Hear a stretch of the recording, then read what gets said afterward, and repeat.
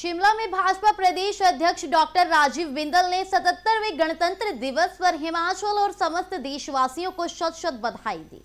उन्होंने कहा कि ये पर्व हमारे लोकतंत्र की मजबूती और देश के विकास का प्रतीक है। डॉक्टर बिंदल ने संविधान निर्माताओं और स्वतंत्रता सेनानियों को नमन करते हुए कहा कि भारत का लोकतंत्र विश्व में सबसे मजबूत है और प्रधानमंत्री मोदी के नेतृत्व में देश तेजी से विकास कर रहा है। उन्होंने वर्ष 2047 तक विकसित भारत के संकल्प और वंदे मातरम के 150वें वर्ष तथा गुरु तेग बहादुर के सर्वोच्च बलिदान के 350वें वर्ष को याद करते हुए राष्ट्र सेवा और देशभक्ति का संदेश दिया।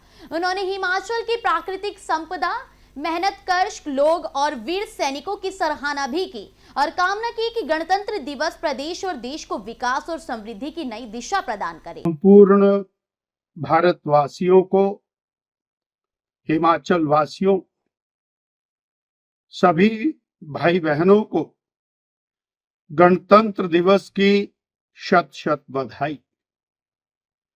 77वां गणतंत्र दिवस मेरे देश में सब ओर विकास की नई गाथा को लिखे और हमारा लोकतंत्र निरंतर मजबूत हो, ये शुभकामनाएं हम देशवासियों को, प्रदेशवासियों को देते हैं।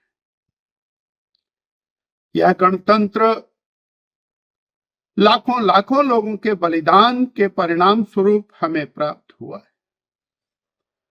1000 साल तक भारत के हजारों हजारों लोगों ने निरंतर संघर्ष करते हुए आजादी को प्राप्त किया।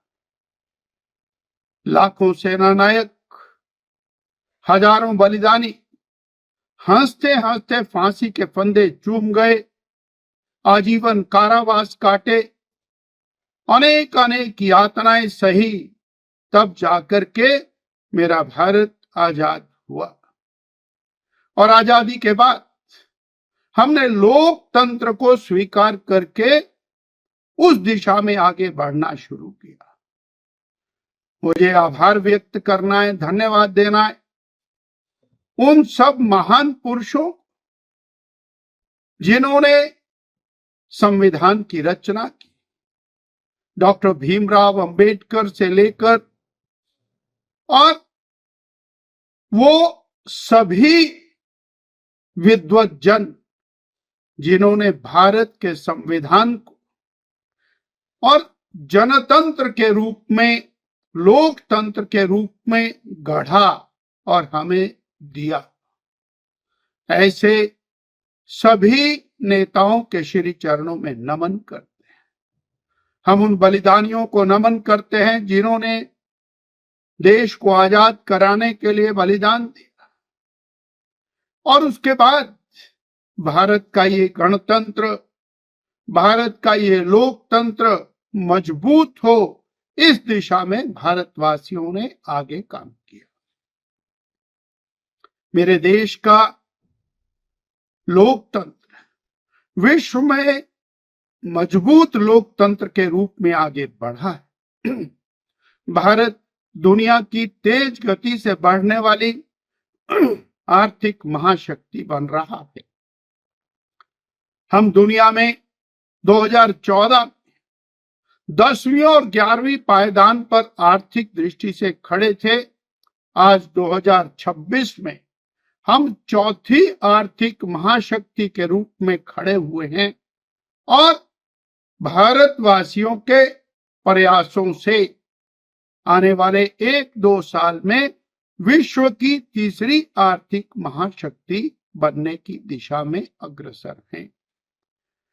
देश के यशस्वी प्रधानमंत्री श्रद्धेय नरेंद्र भाई मोदी जी ने 2047 तक विकसित भारत का संकल्प हम सबको दिया है और देश उस दिशा में आगे बढ़ रहा है।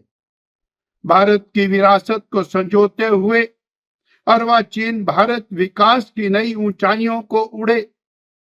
मेरे देश का प्रत्येक व्यक्ति समृद्ध हो और हमारी सांस्कृतिक विरासत समृद्ध हो, इस दिशा में मोदी जी के सक्षम प्रयास हैं। वंदे मातरम के 150वां वर्ष वो देश मना रहा है। आजादी की जो लौ थी उसकी परिकाष्ठा वंदे मातरम के माध्यम से हुई। वंदे मातरम का नाम लेकर हजारों बलिदानी हंसते हंसते फांसी के फंदे चूम गए। आज उस वंदे मातरम को पुनर्स्मरण करते हुए देशभक्ति के जज्बे को आगे बढ़ाने की आवश्यकता है। गुरु तेग बहादुर जी के बलिदान को, दुनिया के सर्वोच्च बलिदान को आज 350वां वर्ष चल रहा है। गुरु साहिबान के बलिदान को स्मरण करते हुए देश के लिए मर मिटने के एक संकल्प को लेकर के